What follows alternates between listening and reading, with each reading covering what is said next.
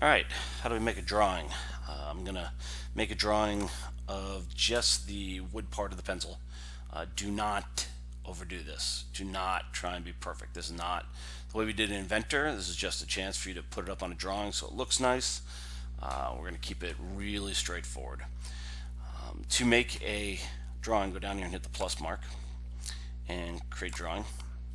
And I go to ANSI and I'm going with a B size, even though I'm not sure why. I just decided. Wish I could put all the views on quickly automatically, but it doesn't give me that option.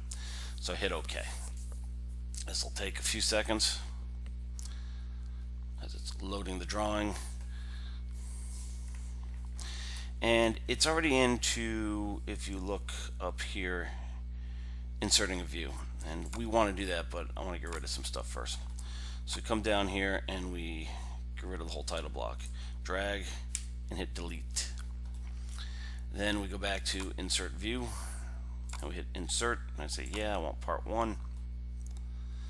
You might have to go to a different part. It gives me the side view, which I don't want.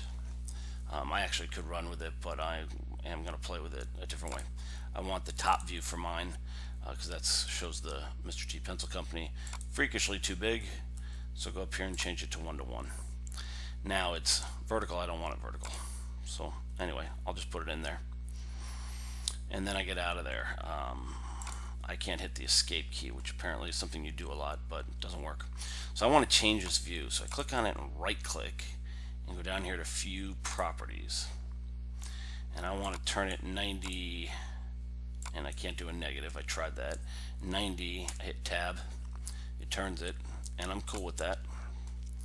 And now I want to put it in the drawing. Alright, space it. You're going to throw some dimensions on it. I don't even think I'm going to bother. Now I'm going to project some views here. So I want this, I want that side view. And I'd like a nice isometric view. Beautiful. Alright, so that's almost it. Here it is, it's in a drawing, and how do you get it to us? You snip it. You could actually export this thing as a PDF. That works too.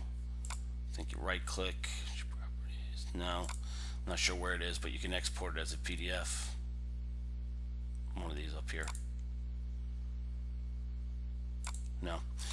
The other video I have shows this, so whatever. But dimension, go down here and play with your dimensioning a little bit. 0.063 diameter. We're supposed to do flat to flat. Be nice if you remembered some of your dimensioning techniques. Alright, there we go. This is going to be a weird dimension because I actually shaved off the tip. It should be 6.75 to right there, but it's not. So I'll try point to point. I really don't know what I'm doing. I haven't even played with this. Great. 6.588. I've got the diameter on the other side. I could use this. I should nest it up in here. 0.25, that's correct. So on and so on. Oh, I just noticed my Mr. T Pencil Company is upside down, so I should have spun this the other way. Live and learn. So on and so on. Now the last thing you do is put your name and info on it, what's it made out of,